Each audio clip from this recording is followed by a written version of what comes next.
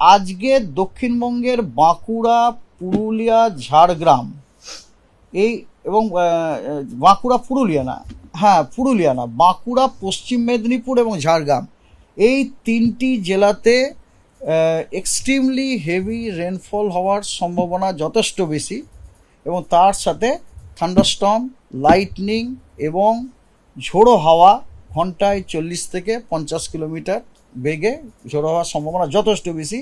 সেই কারণে ওই জেলা তিনটিতে আজকে লাল সতর্কবার্তা দেওয়া হয়েছে। ঠিক আছে, বিক্ষিপ্তভাবে এক দু জায়গাতে আপনার এক্সট্রিমলি হেভি রেনফল হওয়ার সম্ভাবনা রয়েছে। হ্যাঁ, অ্যালং উইথ ফিউ প্লেসে বা কিছু কিছু জায়গাতে ভারী থেকে অতি ভারী বৃষ্টিও। বিসাইডস পুরুলিয়া, পূর্ব বর্ধমান, দক্ষিণ 24 পরগনা, হাওড়া, হুগলি, পশ্চিম বর্ধমান, পূর্ব মেদিনীপুর এই জেলাগুলোতে কমলা সতর্কবার্তা দেওয়া হয়েছে।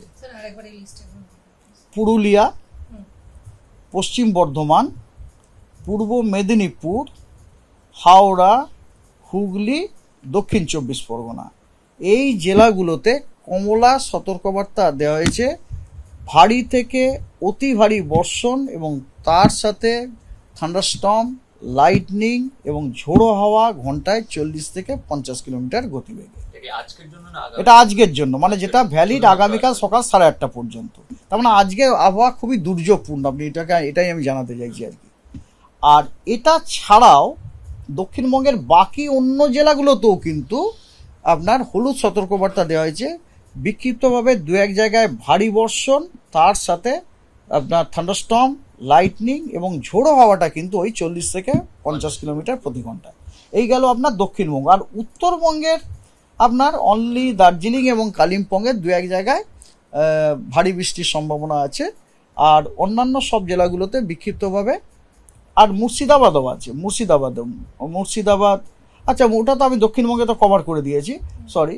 আর উত্তরবঙ্গের বাকি জেলাগুলোতে বিক্ষিপ্তভাবে থান্ডারস্টর্ম, লাইটনিং এবং ঝোড়ো হাওয়া ওখানে 30 থেকে 40 কিলোমিটার প্রতি ঘন্টায়।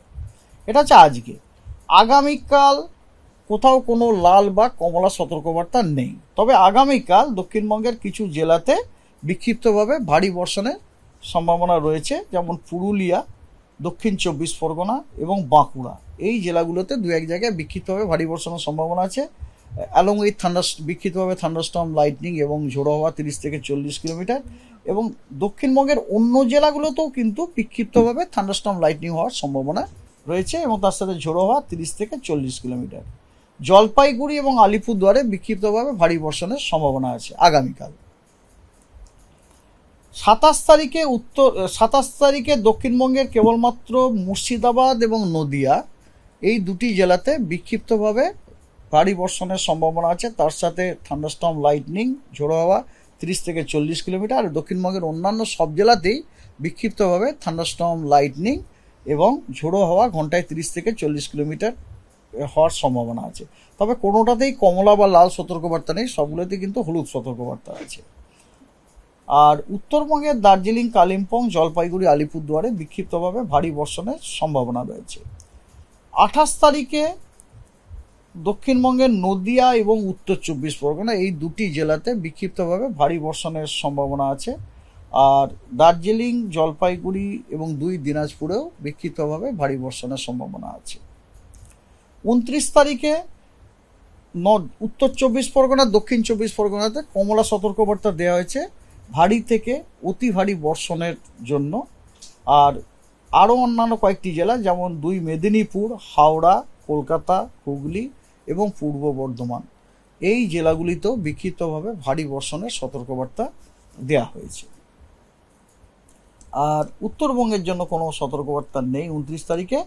30 তারিখে দক্ষিণবঙ্গের পশ্চিমের কিছু জেলা যেমন পুরুলিয়া, বাঁকুড়া, পশ্চিম বর্ধমান, পূর্ব বর্ধমান এবং বীরভূম এই জেলাগুলোতে বিক্ষিপ্তভাবে ভারী বর্ষণের সম্ভাবনা রয়েছে। আর 31 তারিখে কেবলমাত্র বীরভূম এবং মুর্শিদাবাদ এই 2 জেলাতে ভারী বর্ষণের সম্ভাবনা রয়েছে।